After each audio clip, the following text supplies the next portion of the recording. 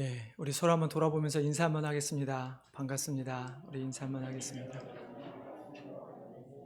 네, 실은 오늘 저희 교회 처음으로 방문해 주신 분이 계십니다. 좀 쑥스러우시겠지만 우리 김명실 성도님 새로 방문해 주셨는데 우리 자리에서 한번 인사하시면 우리 박수로 환영하겠습니다. 네, 반갑습니다. 네, 어떻게 지난주에 야외에서 다 얼굴 뵙고 또 이렇게 다시 뵈니 또 너무 반갑네요. 먼저 지난주에 우리 고생하신 우리 미디어팀 또 루디 아전도회 또 그 외 많은 섬김의 분들에게 다시 한번 감사의 말씀 드립니다. 우리 오늘 나눌 하나님의 말씀은 마태복음 24장 14절 한 절 말씀입니다. 우리 자리에 일어나셔서 우리 한번 같이 읽도록 하겠습니다. 마태복음 24장 14절 한 절이니까 우리 한 두 번 정도 읽겠습니다. 네, 두 번 읽겠습니다. 자, 시작. 이 천국 복음이 모든 민족에게 증언되기 위하여 온 세상에 전파되리니 그제야 끝이 오리라. 다시 읽겠습니다. 이 천국 복음이 모든 민족에게 증언되기 위하여 온 세상에 전파되리니 그제야 끝이 오리라. 아멘. 자리에 앉아주시기 바랍니다. 제가 한 번 더 기도하겠습니다. 하나님, 우리가 오늘도 말씀 앞에 나아갑니다. 하나님, 우리의 모든 생각과 또 우리의 모습, 우리의 경험들 내려놓게 하여 주시고 하나님의 말씀을 우리가 하나님께서 우리에게 하신 말씀으로 받고 우리가 그 말씀에 은혜 받고 또 도전받는 그런 시간 될 수 있도록 허락하여 주시옵소서. 감사하며 예수님의 이름으로 기도드리옵나이다. 아멘.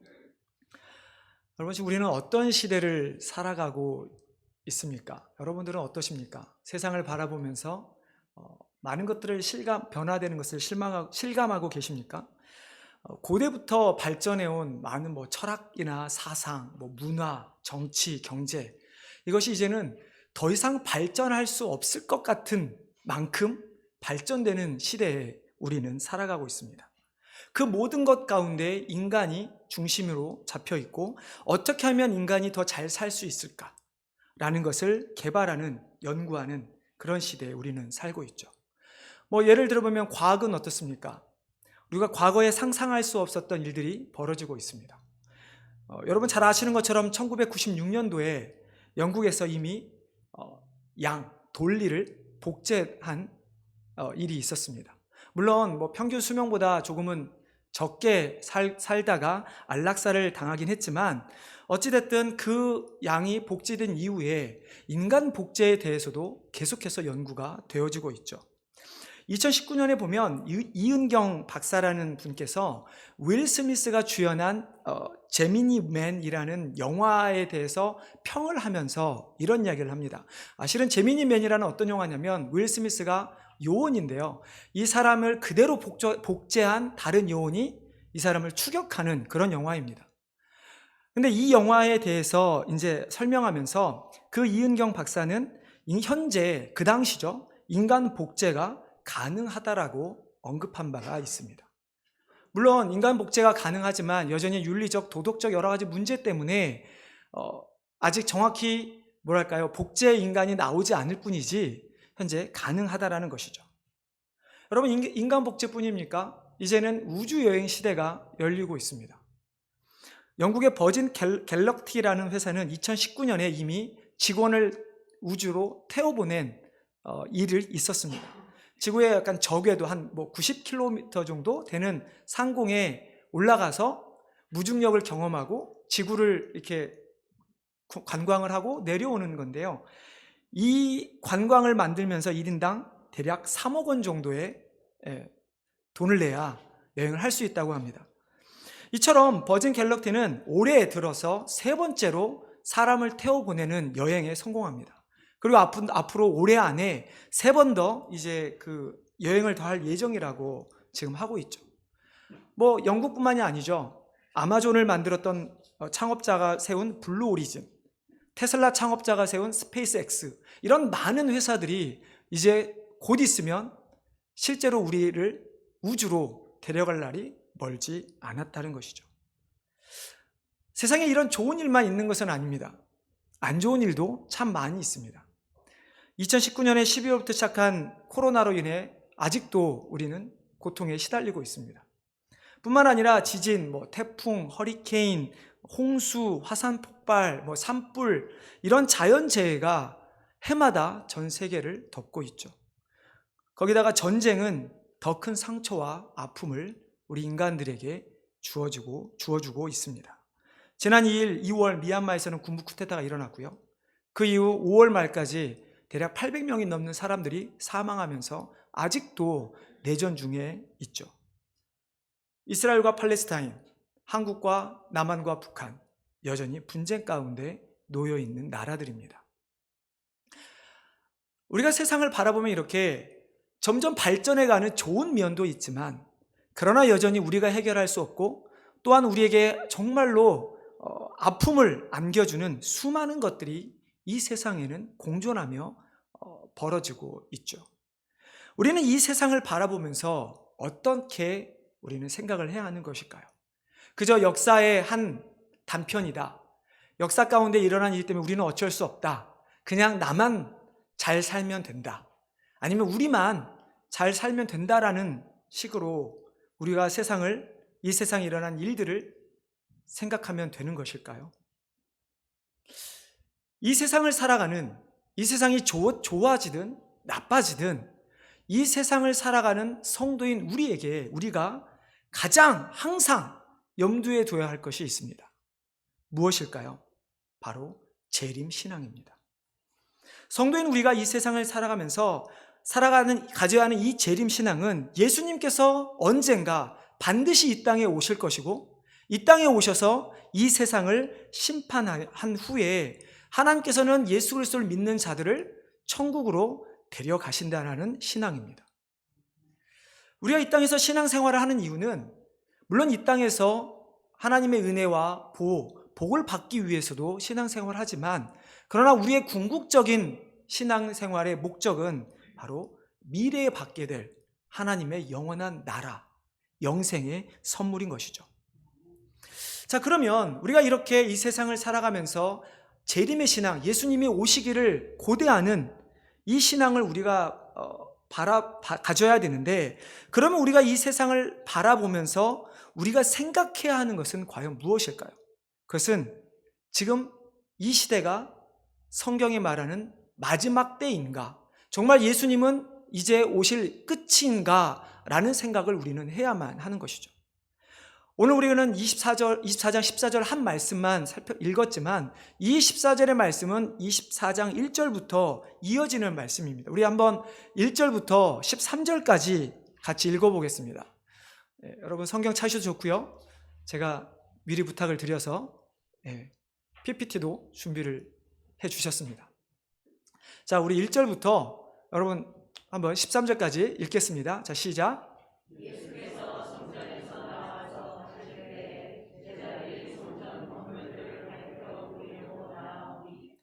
대답하여 이르되 너희가 이 모든 것을 보지 못하느냐? 내가 진실로 너희에게 이르노니 돌 하나도 돌 위에 남지 않고 다 무너뜨려지리라.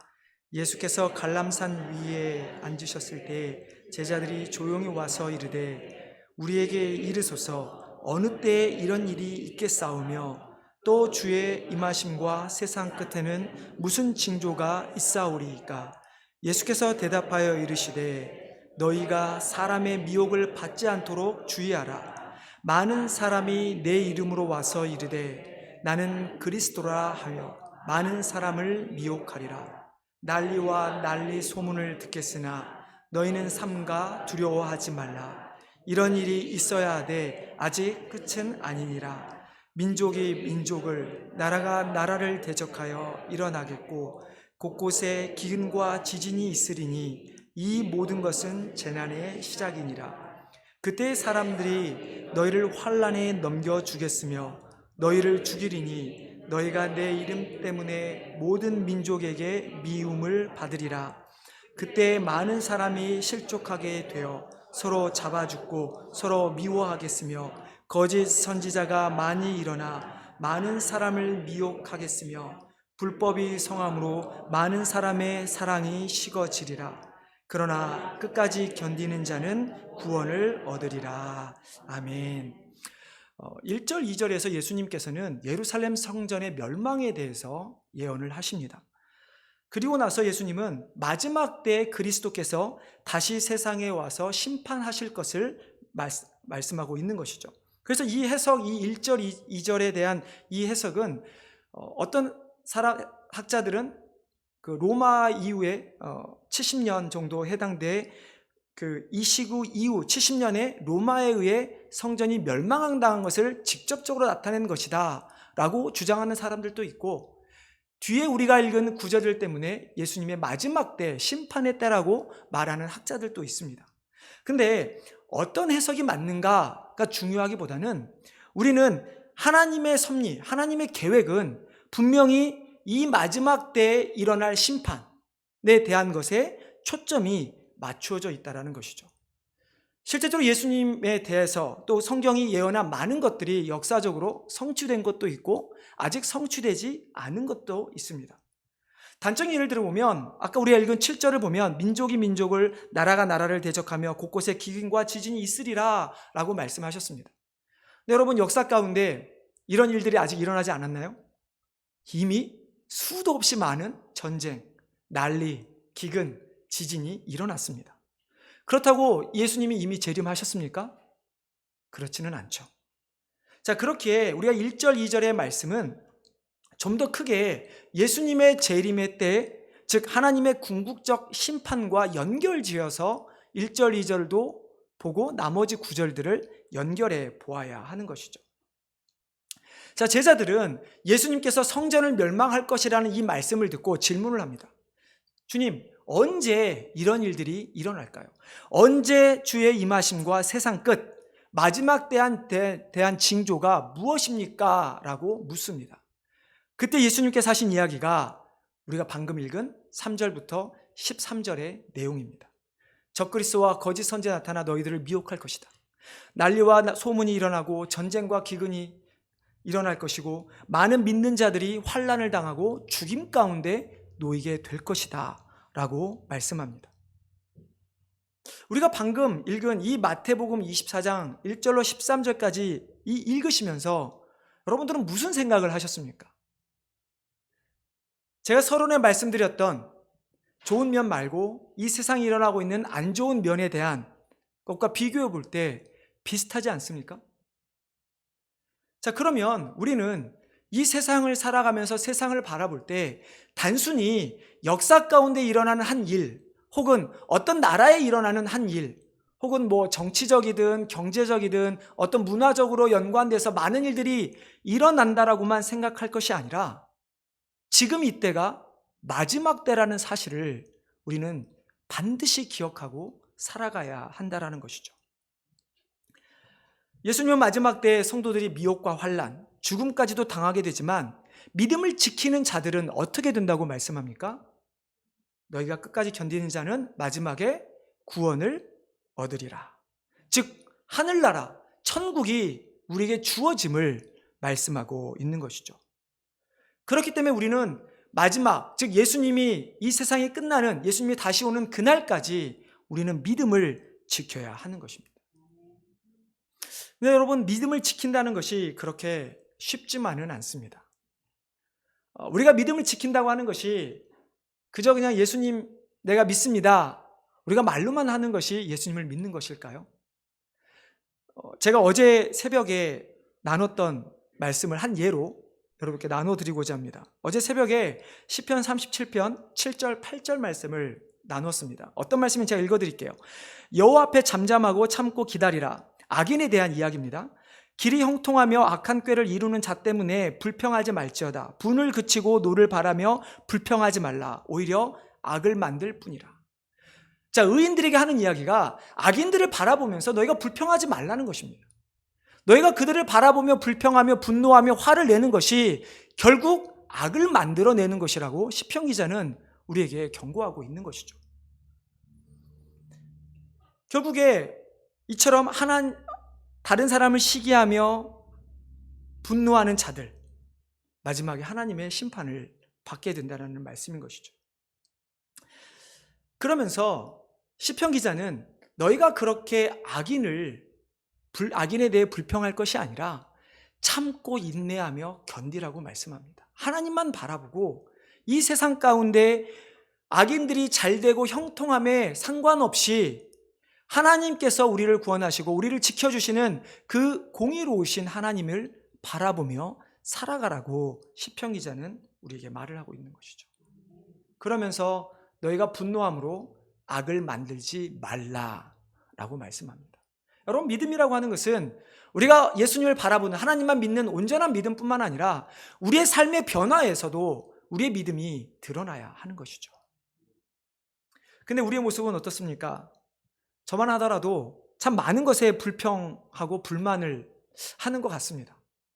물론 성도님들 앞에서 제가 불평하고 불만하지는 않지만 제가 저희 아이들이나 제 삶을 보면 참 많이 불평하는 것 같아요. 그래서 어제 새벽에도 제가 말씀을 준비하면서는 제가 크게 깨닫지 못했는데 어제 아침에 설교하면서 그리고 나서 참 많은 회개를 했던 것 같아요. 성도는 마지막 때에 믿음을 지켜야 합니다.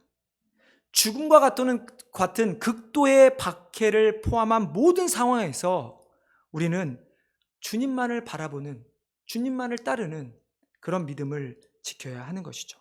자, 그러면 여기서 이제 우리는 질문해 봐야 합니다. 예수님께서 다시 오시는 날 우리는 천국에 가기 위해 믿음을 지켜야 합니다.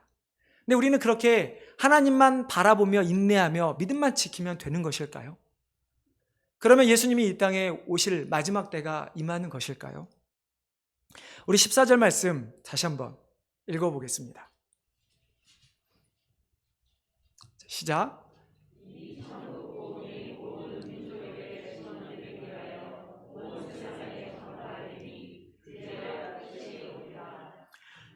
이 천국 복음이 모든 민족에게 증언되기 위하여 온 세상에 전파되리니 그제야 끝이 오리라. 이 말씀은 우리에게 두 가지를 크게 알려주고 있습니다. 하나는 종말에 대한 거짓된 모습에 미혹되지 말라는 말씀, 경고의 말씀입니다. 우리가 아까 읽었던 마태복음 24장 4절부터 12절에 13절의 말씀에서 어땠습니까? 이 세상에 많은 일들이 일어나면서 우리는 마지막 때인가? 드디어 예수님이 재림하시는가? 라는 생각을 많이 합니다. 과거 여러분 잘 아실 것입니다. 휴거 사건도 있었고요. 안식교에서 마지막 때에 대해서 하다가 불발된 사건도 있었고요. 수많은 이런 일들이 우리 주위에서 일어나고 있습니다. 만약에 역사 가운데 예수님이 말씀하신 앞에 우리가 읽었던 그런 난리들만 가지고 마지막 때가 온다라고 생각한다면 이미 역사 가운데 예수님의 재림은 수도 없이 이루어졌을 것입니다. 그러나 그렇게 예수님께서 마지막 때에 말씀하신 그 현상들 외에 예수님이 가장 중요한 것을 하나 추가해서 말씀하고 있습니다. 그것이 바로 이 세상의 끝이 오는 날은, 내가 이 땅에 재림하는 날은 천국 복음이 온 세상에 전파될 때, 그때야 내가 이 땅에 다시 오겠다라고 우리에게 말씀하고 있는 것입니다.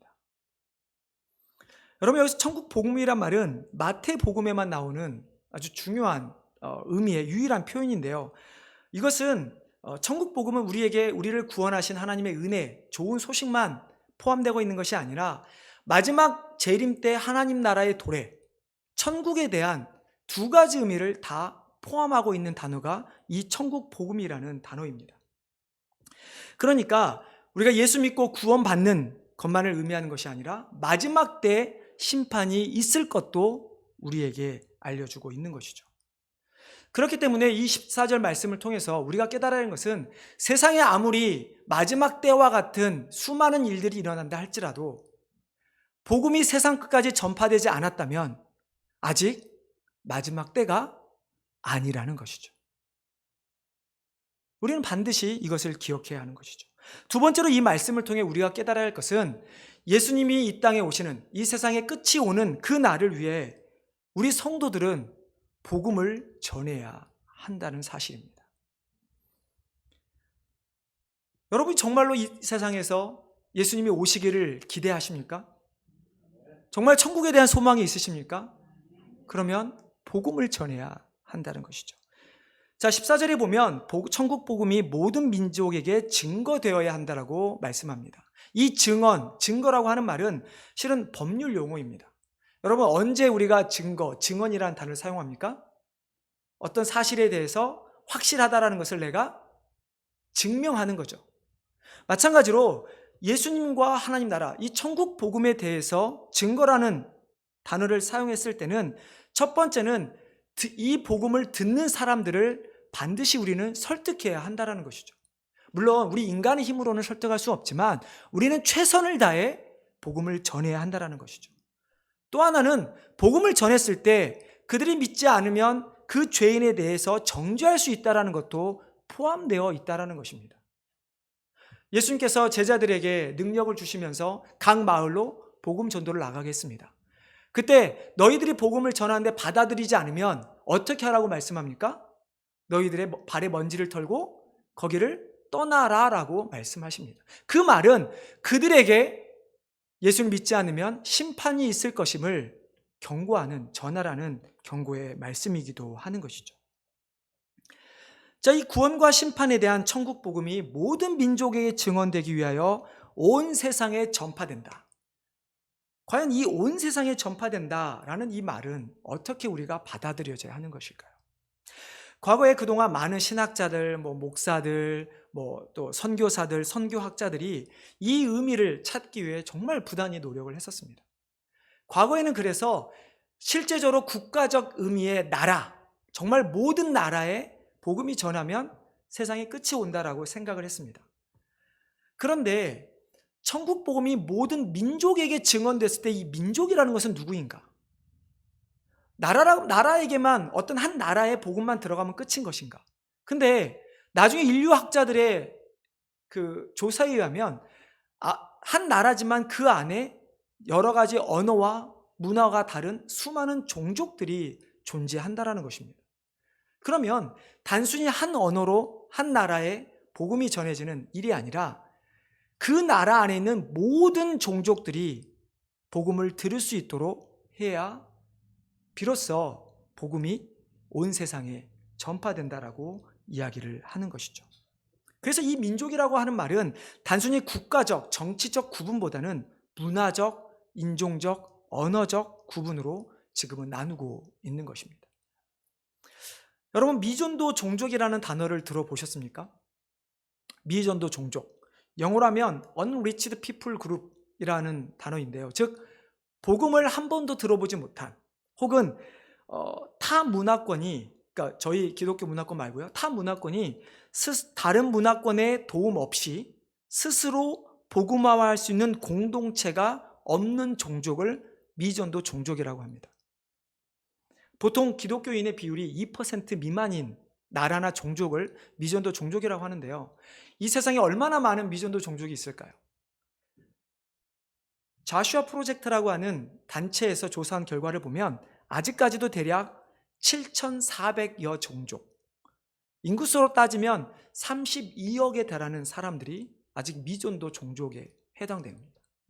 우리가 머릿속에 있는 선교를 나가고 아직도 선교가 전하기 어려운 지역, 이런 지역 말고요, 정말 복음을 들어보지 못한, 자생적으로 교회를 전도할 수도 없고 자생적으로 교회를 세울 수 없는 종족이 2,400여 개나 된다고 하죠. 이 세상에는 아직도 복음을 들어야 할 종족이 너무나 많습니다. 우리가 진정으로 예수님의 재림을 기대하고 천국을 소망하고 있다면 우리는 이 미전도 종족의 복음화를 위해 힘써야 하는 것이죠. 여러분, 과거에는 어땠습니까? 미전도 종족에게 복음을 전하기 위해 나가기만 했습니다. 주로 선교사님들이 그런 일을 많이 담당했었죠. 정말 많은 선교사님들이 목숨을 걸고 복음을 전했습니다. 한국도 그렇게 복음을 받아들였죠. 근데 이제 그런 선교가 조금은 변화됩니다. 그 선교사님들이 선교지에 가서 목숨을 내놓고 복음을 전하지만 여전히 자신들이 가지고 있던 문화, 자신들이 이해했던 복음으로 그들에게 복음을 전했습니다. 근데 요즘에는 그렇게 하지 않습니다. 선교사들이 가면 현지처럼 되어야 합니다.